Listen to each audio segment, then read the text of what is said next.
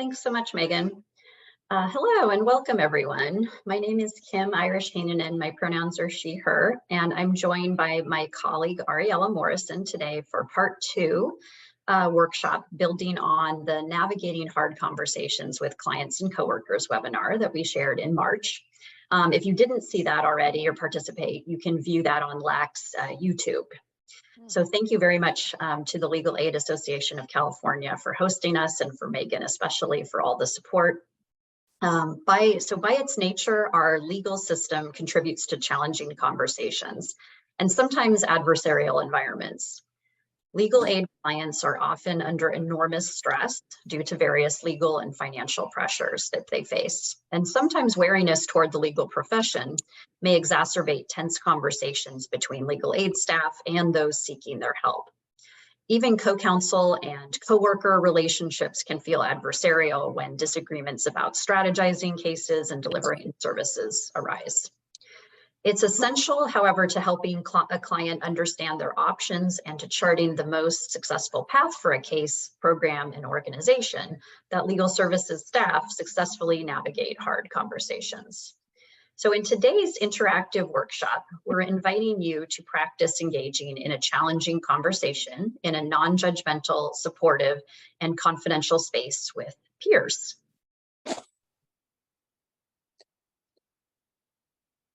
Thanks, Kim. So Kim and I both work for OneJustice. OneJustice is a statewide support center for California's legal services organizations. And what we do is strengthen legal aid providers, like all the organizations you work for, by providing nonprofit management consulting, coaching, technical support, and we offer workshops like this and do leadership development trainings. Great. So our agenda for today, this workshop is going to be starting with a refresher on strategies for navigating hard conversations with clients and colleagues. Then Ariella and I will do a demonstration of what the pair practice looks like by actually practicing a hard conversation here together. So we're going to sort of be vulnerable in front of everyone and practice. After that, we will be breaking everyone up into pairs, and you'll get the chance to practice for yourselves. And then finally, we'll come back together for reflections and recap. And as Megan, I think, said earlier, if you have questions, please put them in the chat. We'll do our best to get to them, but if we aren't able to, we appreciate you following up with us afterwards. Our hope today is that you leave this workshop with helpful tools for preparing and engaging in challenging conversations. And we also hope that you leave today with more confidence to have those hard conversations with both your clients and your coworkers. Okay, so we're going to ask everybody just to take a minute right now and think about a specific conversation that you may have been avoiding or just that you would like to focus on for today's workshop. And what are 3 key points that it's imperative that you convey to the listener? So the 3 main points that you think it's super important that you want to get your point across to the person that you need to have this conversation with. So I'm going to give everybody just a minute now. You can think about it, or if you want to jot them down, that's great too.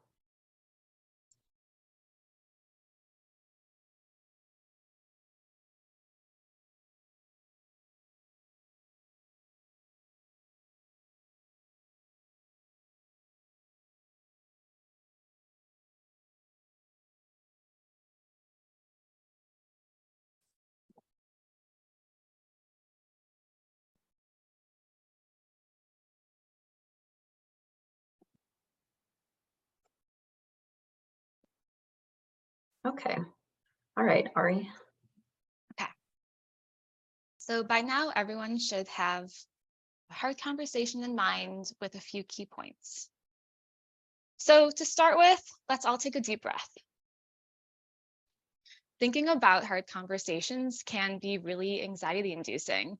We don't know exactly what the other person is thinking, and there's often some tension, and thinking about the hard conversation can be really distracting to the rest of the things that we're doing in our busy day-to-day lives.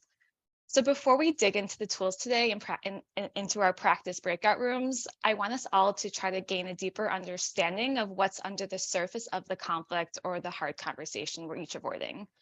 We can think about hard conversations as an iceberg, and it's definitely easier and natural to focus on the top layer of the iceberg above the water, the presenting issue, challenge, conflict, or conversation. But I want to invite us now and also throughout this workshop to search a little deeper. What could be happening under the surface? What are those hidden, perhaps unspoken issues? They can be structural, systemic, emotional, rooted in trauma, family patterns, social norms.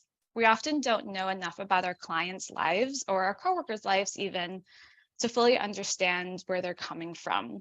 So I want to challenge us today as you're practicing your hard conversations to not only be thinking about the presenting issues, what's above the water, but also be thinking about what kind of emotions could the other person be having? What's their personality like? What are their perhaps unspoken expectations of me?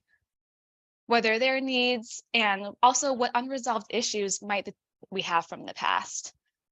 How can we think about the bigger picture so that we can be more empathetic and also more kind in our communication with each other? So keeping all of this in mind will help us get our key messages across to the other person.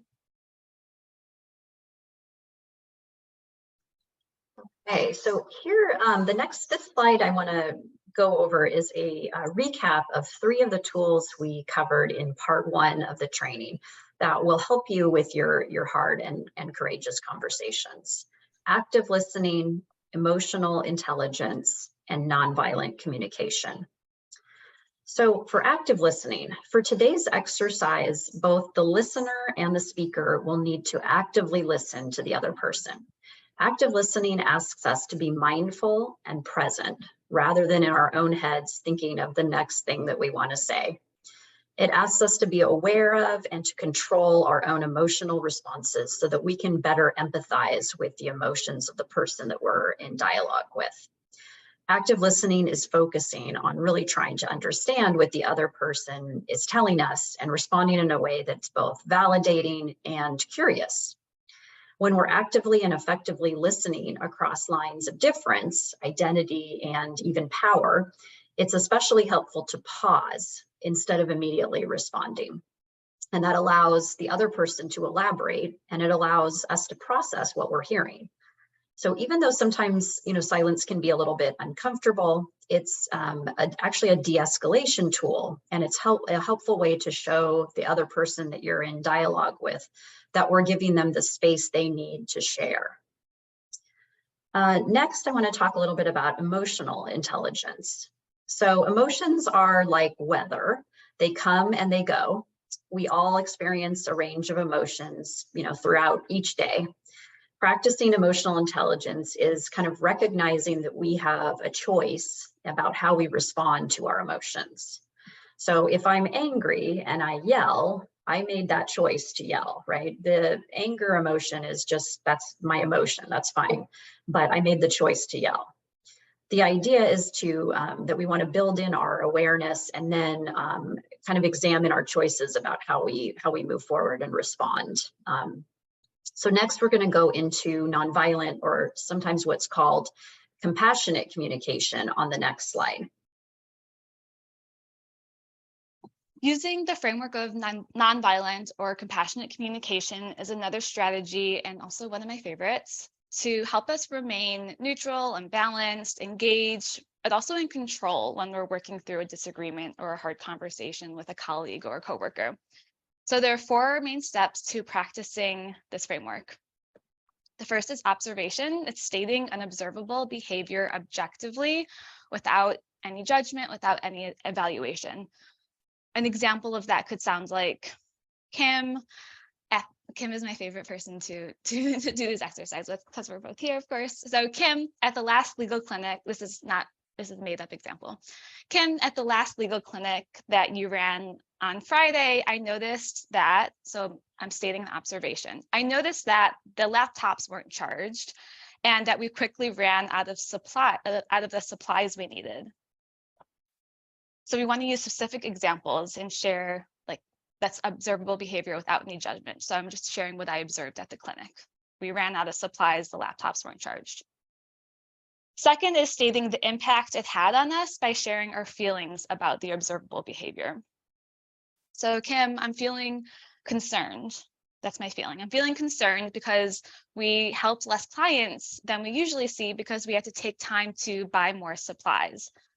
I felt frustrated. That's another emotion. I felt frustrated that the clients that we did see had to wait a long time for us to charge the laptops. So next is sharing your feelings. And then third is stating our express needs.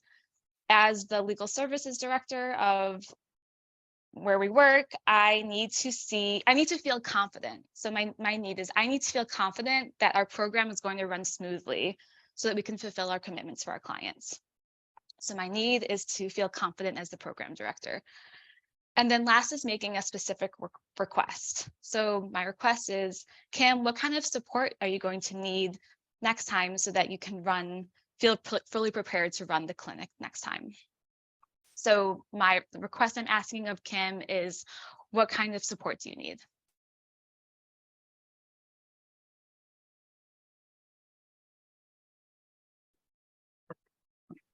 So practicing your own hard conversation. So I'm going to go over this slide and then Ariella and I are going to kind of do a practice modeling of a hard conversation.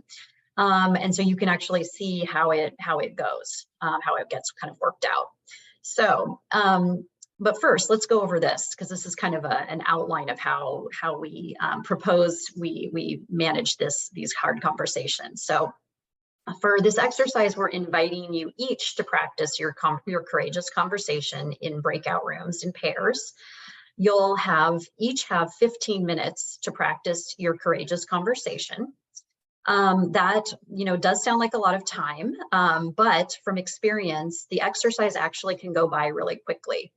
We're going to recommend the person whose birthday is closest to today be the first speaker, and then you can switch off. And then the second person will be in the role of listener. So there's the two roles, speaker and then listener, and you'll each get to be in both of those roles. So the speaker is going to go ahead and dive right into the heart of the conversation. And that's kind of what we talked about earlier when you were thinking about or writing down your main points that you want to get across. That's that key message, right? There's no need to dig into the backstory here. So I would say you don't need to spend a few minutes, kind of catching your partner up on like all the backstory of a particular issue that you're dealing with. That's not really necessary for this conversation. You can really just jump right into the key message and the essence of what you need to convey to the listener. So without any apology, without hesitation, just kind of do it. The listener, we ask that they refrain from offering advice. Instead, what they should do is ask the speaker, how did that feel after the speaker is done? So the speaker will say something, will convey their message. The listener then says, how did that feel after they're done? And then the speaker answers, and then the speaker asks the listener, how did that land? How did it land for you? And then what you do is you repeat it. You do the same thing. So the speaker then takes in what the listener shared about how it landed. And then has some more information that they can use to practice again and do it again. And you actually can do it, you can practice it as many times as you need to in that 15-minute period that you have. So one thing that I think is really interesting is Ariella and I we watched this video of an example from the Rockwood Leadership Institute's Art of Leadership workshop. And that's where this exercise is adapted from, as it says on the slide. And they did it, I think the speaker practiced the saying her message like 3 different times and got feedback. And by the end, it was like in such a different sort of, shape than it was at the first iteration, right? So, I also want to let you remind everyone or ask everybody that you keep everything confidential that you hear. So what happens in your breakout room stays in your breakout room. When we come back together, if there is any time to share, of course, if you want to share your own, anything about your own experience, that's of course okay. But please keep everything confidential that you hear. And we will be having, I think, some time or doing some timekeeping for you. So please don't worry about that. Okay, so I think now Ari and I are going to do our practice. We can share, so we can practice this having a hard conversation for you, and you can kind of see what it looks like. Okay. So Ari, I want to say I really appreciate the supervisory relationship that we've developed over the last couple of years, working together at Justice Organization. And recently I've gotten a couple of emails from you that felt really critical of some of my work, and I noticed that feels really different from the past, from the past conversations we've had about my work. And so I wanted to take time to talk to you today about that and find out sort of what's going on from your perspective, and what could I do differently? I would love to know what, also what support I could count on from you as well.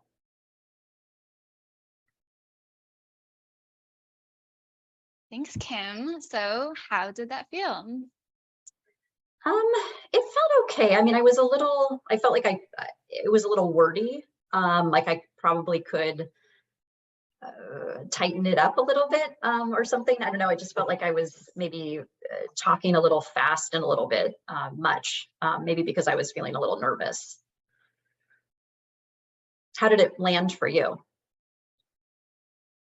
I felt kind of confused because I wasn't sure what you're referring when you said critical emails. I was like, what's she referring to? I wasn't I felt kind of a feeling of like defensiveness because I wasn't sure which emails you were referring to. Oh, okay. Okay, that's really helpful. Yeah. Okay. Thanks. Okay, I think I want to try again and use that feedback to do this exercise once more. Okay. Okay. Thanks so much for meeting with me today, Ari. I really appreciate that over the last few years, we've developed a really good supervisory relationship, and I feel like I can, talk to you about different things. That's really helpful. And I wanted to bring up something that happened recently, where I think last week I got 2 different emails from you that mentioned some grammatical errors that I had made in like the newsletter that went out, and an email about a training. And I was a little surprised. So I wanted to check in about that and find out from you sort of what from your perspective, what does that look like, and what we can do to kind of move forward. How did it feel this time?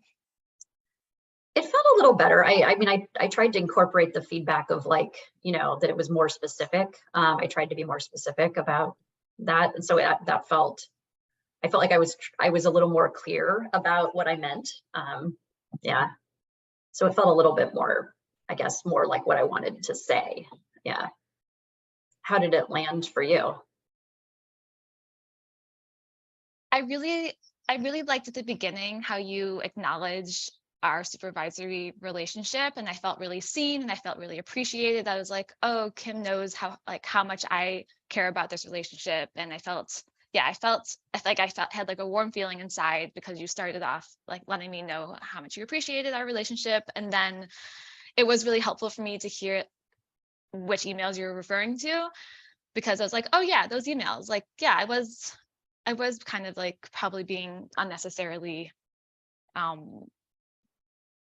like nitpicky about what those in those emails. So yeah, the second time landed a lot better for me. Okay, thanks. Thanks for the feedback. Thank you.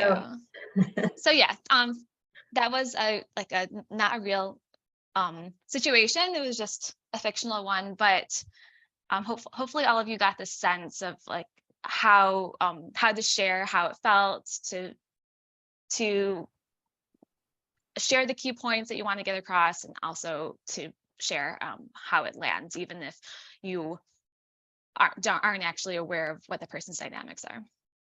Sorry, Kim, go ahead. Oh, no, that's great. Yeah. And so that was, we would encourage you, of course, that you may have time to do a couple more iterations of this, right? Because you're going to each have 15 minutes in your pairs. And I encourage you to do that. I think that having, more time means you can kind of just go over the language you want to use and think a little bit about how it's feeling to you, but also especially to, hear what, how your words are impacting the person you're speaking with. So I think now, unless anyone has questions, what we would about this exercise is we will be pairing you up into individual breakout rooms. You'll each have 15 minutes. Take a moment to just kind of like orient yourselves and then figure out who's going first, and then just dive in and get the practice in. I know it can be a little uncomfortable, but it's once you've done it, I think once, it's sort of like ripping off a Band-Aid. It's not quite as scary as it seems. And Ariella and I are going to be waiting in this room, the main room. So if you have questions or you finish early, you can come back to join us here.